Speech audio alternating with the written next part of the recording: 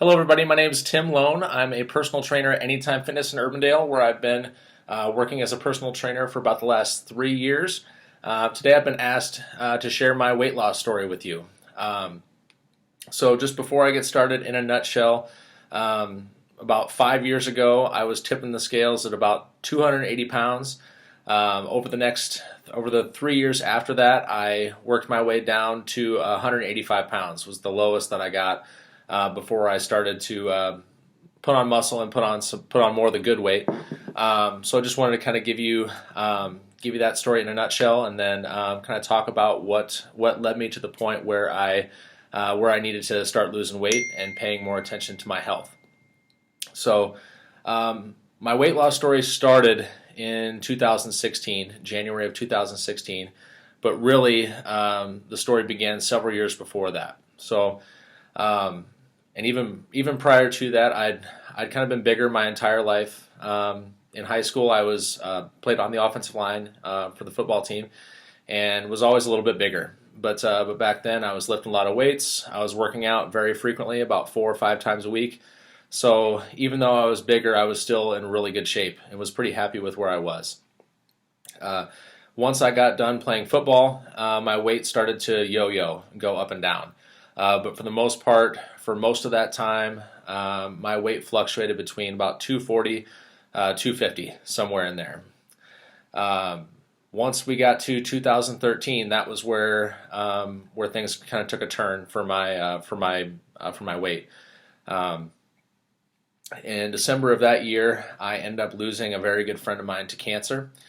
And this wasn't just any friend. This was a guy that I was a fraternity brother with in college, somebody that I spent a lot of time with, shared a lot of good memories with, and was very, very close to, somebody that I considered family. And on top of all that, this was a guy that took very good care of himself. He ate healthy, he exercised, was always doing the right things, always taking good care of himself. And so when he passed, obviously I was not in a very good place when that happened. What happened was I looked at the situation for what it was, which was very tragic, and thought, this was a guy that took such good care of himself and did all the right things, and then ended up losing his life at the age of 26. And so in my head, I was like, well, what sense does it make for me to try so hard to lose weight and to be healthy if it could inevitably just turn out the way that it did for him? And so, not saying it was right, but it's what led me to where I am. So I think it's important to share it. But for the next 5 years, I won't even say that I didn't take good care of myself. I didn't take care of myself at all. I went into this pretty dark hole of eating fast food 4 or 5 times a week. I was drinking 3 or 4 sodas a week, or 3 or 4 sodas a day, excuse me.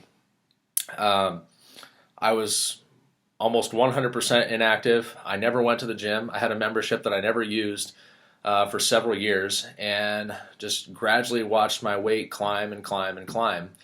And every year, for those 5 years that I went to the doctor, they'd say, you need to start paying attention to your health. You need to start paying attention to your health. You need to start dropping some weight.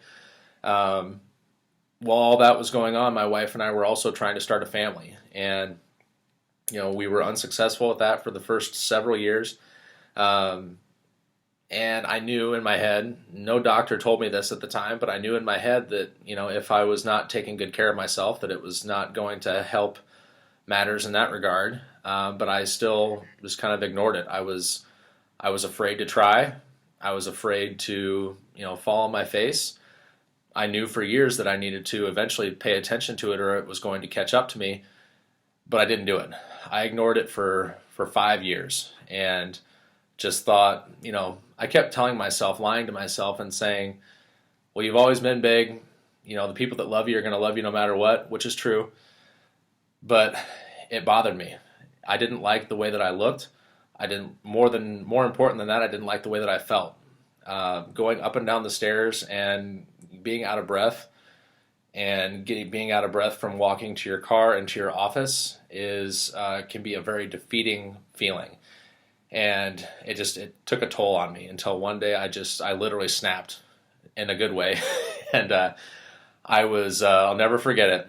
It was January 3rd, 2016, and I don't know why I did it that day, but I decided to. It was, in hindsight, it probably wasn't the best thing for my mental state to do this, but I decided to step on the scale, which after the holidays cannot always be the best thing, but I did it, and I saw a much larger number than I'd ever seen when I'd stepped on the scale before, and I'd been avoiding it. I've been avoiding stepping on the scale for a while because I knew that it wasn't going to be good, and so I can remember the number very vividly. I stepped on the scale and it was 277.8. And I just kind of sat there and stared at it and then didn't really know what to think at first. And I looked at myself in the mirror and again just was very unhappy with how I looked. I'd always dreamed about being super fit. I'd always dreamed about being in shape and looking a certain way. And I was too afraid to try. I was too afraid to try and fail. And I looked at myself in the mirror and I was like, man, how did you get this far off track? I mean, I was never really in super good shape before, but this was a totally different level. And I sat down on the couch in my living room and I cried for probably about 30 minutes. And I was like, I don't like anything about myself right now. I don't like that I let it go this far. I don't like that I didn't do anything about it, before it got to this point, before I was this far into it. And so right then, I sat down that night with a pen and a piece of paper and started making some notes about my goals, where I wanted to go, how much weight I wanted to lose, what I wanted to look like. And then the next day, as I thought about it more and more, and I thought back to the years that my weight had gone up and down, and I'd tried different things. I'd tried dieting. I'd even gotten a personal trainer at one point and lost 30 or 40 pounds. And that helped. Obviously, that helped. I lost a ton of weight in a very short period of time, and I was, relatively happy with how I looked back then. But when my training sessions ran out, I quit going to the gym. I didn't have anybody holding me accountable. And I went from going 4 or 5 times a week to going 2 or 3, to going to 1 time a week, and then to all of a sudden none at all. And it was none at all for about 4 or 5 years. So that's really where my story started. So that moment on the scale and the following 2 days were really the wake-up call for me. And I not only started to think about, doing the things that I needed to do to look and feel the way that I always wanted to look and feel, but I started to think about the things that I wanted to accomplish. I'd always wanted to be a father, and I knew that my health was going to be a very, very important piece to that. And so right then, that was probably the biggest wake-up call that I had. It was, not only is this going to increase my chances of becoming a father, this is also going to mean that I'm going to be able to be a more active dad. I'm going to be able to be the dad that I wanted to be the dad that I had growing up. That was very, very important to me. Being in athletics and being active when I was growing up, I wanted to do those same things with my kid. And so it was very hard to envision that, doing those things the way that I was. Obviously, if you're getting out of breath going up and down the stairs, it's not going to be very fun, riding bikes and hiking and playing sports and doing all that stuff when you're overweight and out of shape. So that was my wake-up call, and that's probably the most important piece of the story, is that I found my why. Why do I want to lose weight? Not just that I want to lose weight, again, why? I wanted it for me. Nobody told me that I had to lose weight at that time. That had happened. Doctors, people had told me that, hey, maybe you should try and drop a few pounds. If you don't want it for yourself, then it's not going to happen. It's okay to do it for other people on some level, but if you don't want it for yourself, deep down inside, then eventually, whatever motivation you had in the beginning is going to be gone. That's not always going to be there. If somebody else is your only source of inspiration, then it's not going to work. You have to be your source of inspiration. You have to be able to look 6 months, 12 months, 2 years down the road and see the person that you want to be in your head. and you have to have that be your why. If that to some degree is not your why, then it's not going to work.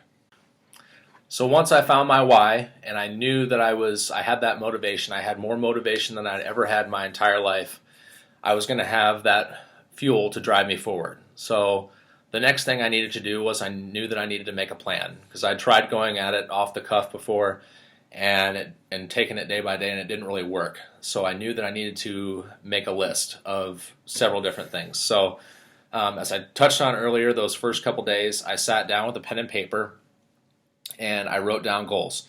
And my first goal was literally just a 20-pound weight loss goal, and didn't really attach any sort of time frame to it.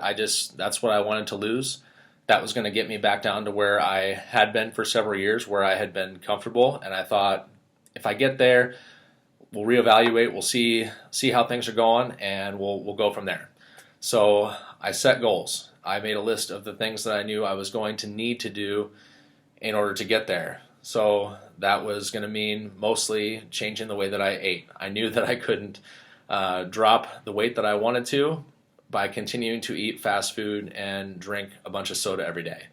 So I broke that down even more, and I listed all the negative habits that I had as far as my activity or lack thereof, and the kinds of foods that I was eating. So fast food, soda pop, snacks at home, chips, candy, all those things. And, I was able to identify how often I'd been consuming those things and said, okay, these are my negative habits.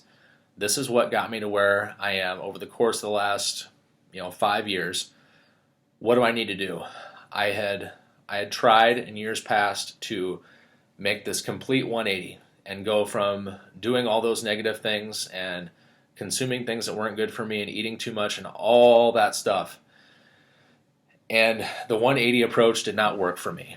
That's a very hard thing it's a hard thing to start, and it's even harder thing to sustain, because it's such a rapid and drastic shift in your behavior.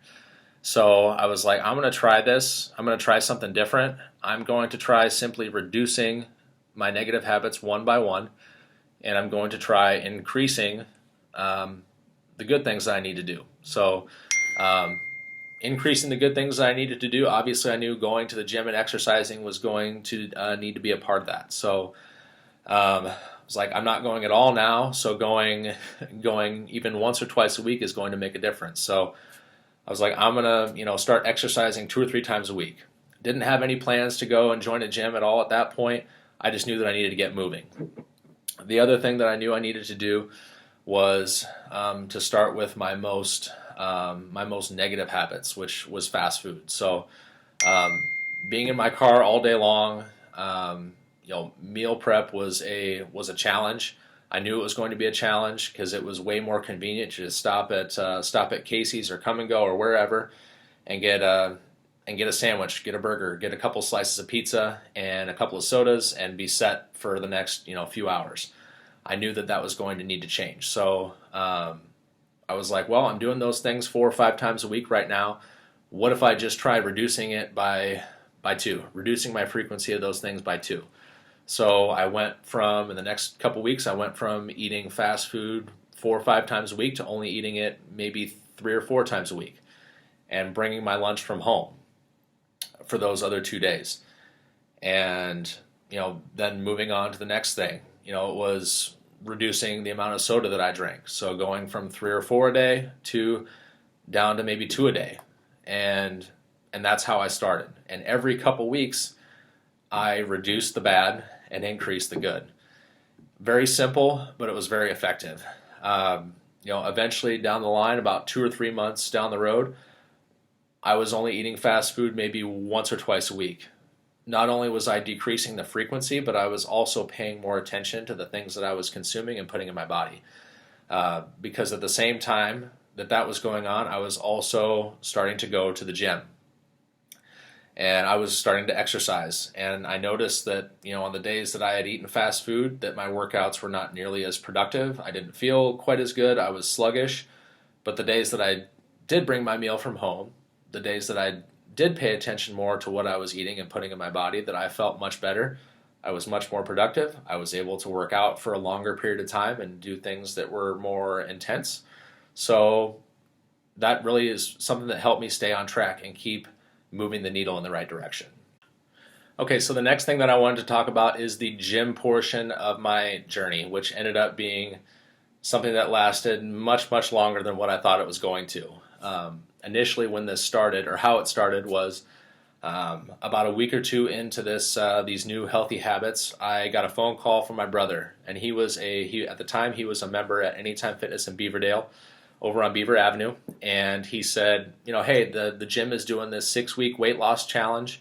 I need a partner that's not currently a member at the gym to join me, and for 6 weeks, we're going to weigh in every week. You get access to the gym, and at the end of it, if you lose the most weight out of all the teams, then you can win a cash prize. And so I was like, okay, that sounds pretty cool. I think it was $50 to join, so I went down, signed up, and started going to the gym. And initially, it was just me going and walking on a treadmill for about 30, 40 minutes, 2 or 3 times a week. And once I started to kind of get acclimated to the gym setting and feel more comfortable there, I started doing more resistance training. I was, lifting some weights. I was using some of the machines. I was, really feeling much more comfortable. At the time, my brother was working out with a personal trainer a couple times a week. And little did I know this guy was going to become one of the most important people on this journey and one of the most important people in my life in the years to come. This guy, his name's Mike Turner. Mike came up to me one day when I was just in the gym doing my own workout, and he said, hey, you've been at the gym for a couple weeks now. You're in a little bit better shape than you were when you started. What do you think about joining Kevin and I for one of his morning sessions? And I think I started to say no before he even got the words out of his mouth. At the time, I was not an early riser, so the idea of getting up and working out at 6 a.m. was totally far-fetched, and I was like, no, I don't really want to do that. I'm fine with working out after work on my own. I know what I'm doing, that sort of thing. And kind of thought, well, that's that. He's going to leave me alone. And I was so very wrong. He kept after me. He was giving me, some tips of things to add to my workout along the way, but he kept coming up to me, maybe every other day or every couple days and saying, hey, your brother's working out tomorrow. Hey, your brother's working out on Tuesday, 6 a.m. If you want to join us, you're more than welcome to. And so eventually I got annoyed, and I was like, okay, fine. I'll come at 6 a.m., on Tuesday next week, try this out just to get you off my back. And I went to the session. It was a 30-minute workout, and about 15 minutes in, I was just completely gassed. Had no energy left. I barely finished the workout, and I was like, oh my gosh, this guy's crazy, but I have to come back. I have not gotten that efficient of a workout in my entire life. And if he can do that to me in 30 minutes, one time, I can't imagine what he's going to do if I do this consistently. And so I went from going, that one time to eventually going twice a week for the last 4 weeks of the challenge. I think at the end of it, I ended up losing about 24, 25 pounds over the course of the 6 weeks. And at that point, I was hooked. I actually went into his office the week after the challenge was over. And I said, hey, what is it, what do I have to do in order to, just have some one-on-one training with you, maybe one time a week. And we sat down, we talked for about 15, 20 minutes and set a schedule. And for the next 6 months, I came in and trained with him once a week. And what started as once a week training turned into him giving me additional workouts to do on my own throughout the week. And it wasn't just him giving me a list of exercises to do. He was very detailed in how he wanted me to do them, the manner in which he wanted the workout done, what kind of rest he wanted me to take in between sets, what kind of weight he wanted me to use, what kinds of exercises he wanted me to do, and the frequency with which he wanted me to do them.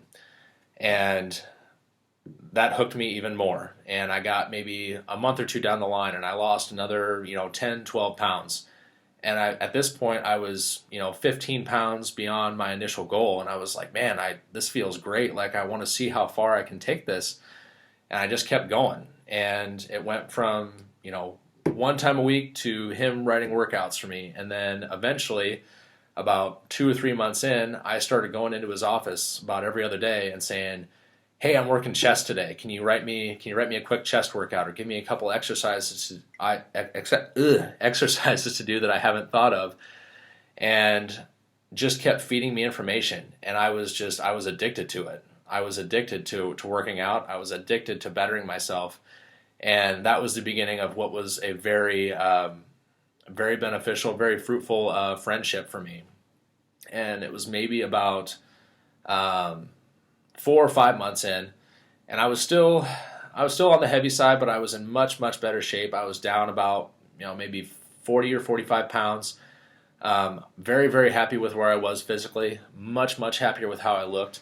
I knew that I still had a lot of work to do, but I was mentally in a very good spot.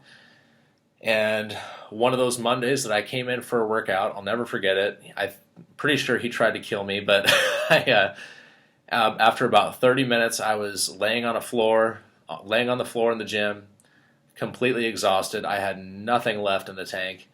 And Mike knelt down beside me and said, number one, he said, "I'm really proud of the work that you've done. You've done a great job. And number two," he said, "you're going to be a trainer someday, and I'm going to hire you." And I laughed in his face, and I was like, "You're nuts. There's no way. There's no way that I'm going to be a personal trainer. That's, of all the professions in the world, I think brain surgeon would have been somewhere ahead of being a personal trainer." But it started me thinking about it, and I kept at it for even after my training sessions were done.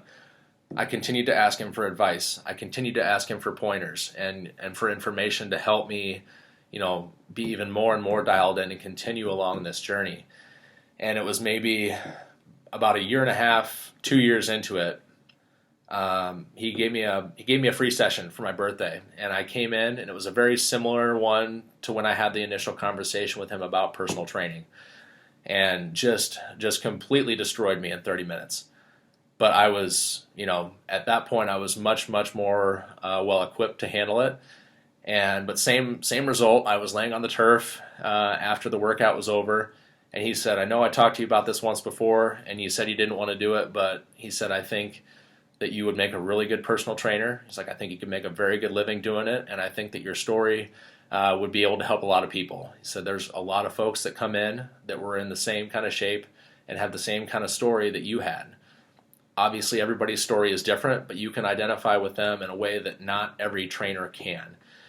And so that really started me thinking, and I still kind of was, on the fence about it. I knew that it was going to be a big risk in order to switch careers, but I just couldn't get it out of my head, this idea of helping somebody else get the same results that I got, helping somebody else change their mindset, and helping somebody that had struggled with their weight for years all of a sudden be moving down this road and being happy with being happy with who they are, being happy with what they look like, and being happy with how they feel, and being able to be more active and enjoy their life more. And just the timing of it was perfect. I was at the time I was already thinking about making a career change, and so one night I actually got an email from the National Academy for Sports Medicine about a personal training program that they were running a sale on it, and I researched it, I looked at it for maybe about 10 minutes, and I said,